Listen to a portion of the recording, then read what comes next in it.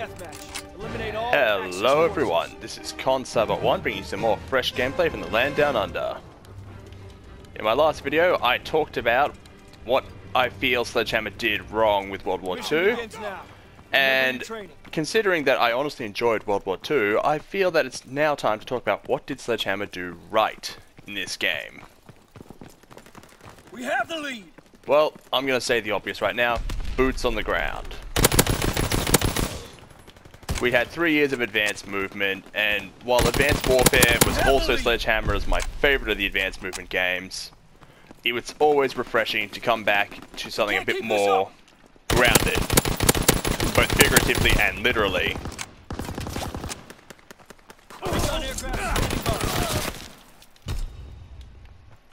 Recon aloft. We have eyes in the sky. The other thing that Sledgehammer did absolutely notably well this round that was established in previous games was events in multiplayer.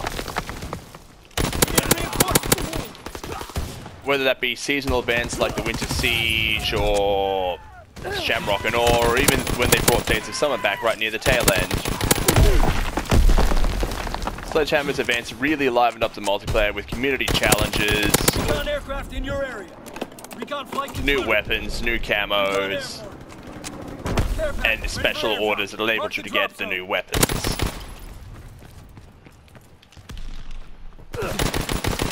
This, again, as I said, kept the multiplayer fresh. It kept us coming back for more, to the point that a lot of people were always left speculating both as to what the next event could be. My personal favorite event was actually Attack of the Undead. Partly because this is the event where Sledgehammer did, in fact, just throw realism to the wind. To just do what was fun and what would make the game fun. Because at the end of the day, it doesn't matter how realistic your game is, if it's not fun, no one's going to play it. It also added the lever action rifle, allowing me to actually do a proper gunslinger build,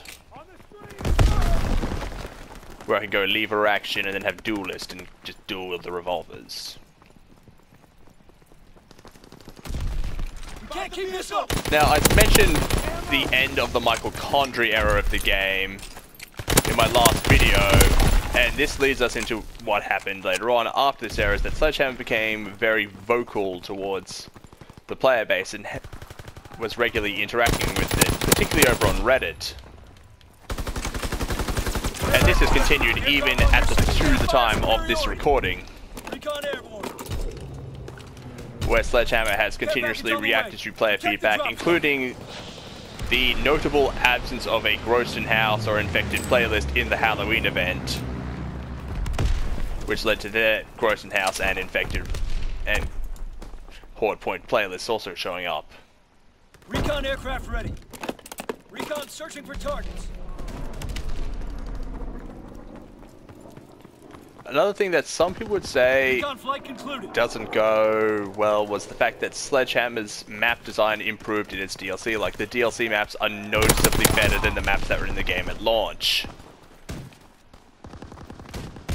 Like, Valkyrie is arguably one of my favorite maps. Monte Casino is a very interesting map with a lot of verticality and so many ways to move around, as opposed to the basically different variations of 3-lane maps, where your options are right, middle, left, maybe with this little flanking path that joins them. Mark the drop zone. Care package on the way. Protect the drop zone. Now, the Division's overhaul is a point I'm going to say was really the turning point for this game, where it marked the end of where the multiplayer is what I would consider broken, in favor of when it was really, some would call it World War II 2.0. And what made this one remarkable was that a lot of the changes made to the various divisions was built upon community feedback, which further goes back to the fact that Sledgehammer actively engaged with the community this year, making changes based on community requests and feedback. I'll also take the time to mention that War Mode,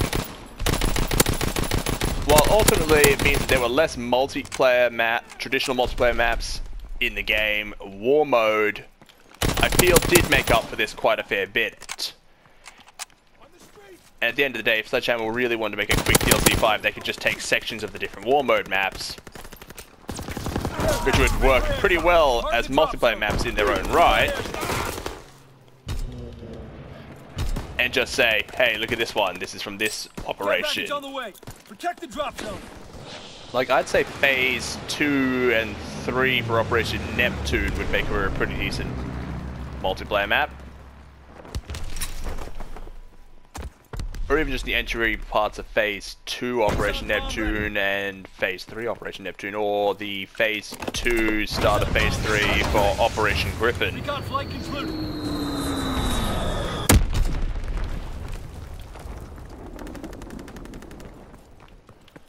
Furthermore, Operation Arcane is arguably one of my favorite of the war maps, just due to the fact that, honestly, it was the most balanced one. Both sides had a good chance where they could really screw up a good game, as opposed to, say, Operation Neptune, which I feel is the single most unbalanced map, as it's really difficult for a just random team of people to get past Phase 1, which is storming the beaches. And even then, you can really screw Phase 3 up if you don't... By the columns! If you don't coordinate properly, or if you don't double push. And the thing is, most of the time, I've had a team where we've steamrolled through Phase 1 and 2, only to screw up Phase 3 because my team just insisted on pushing Bunker A, allowing the defenders to turtle at Bunker B.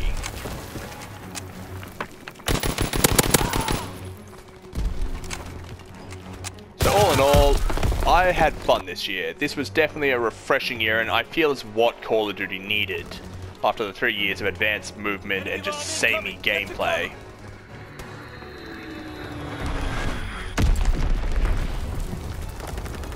And I'm honestly looking forward to what Sledgehammer's going to ship out next year. Now, if this game gets support next year and Black Ops 4 isn't, you know, doing too hard, yeah, I'll probably do some World War II gameplay. But this will probably be the last bit of World War II gameplay I do for a while.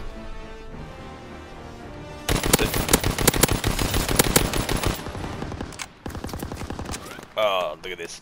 I love this.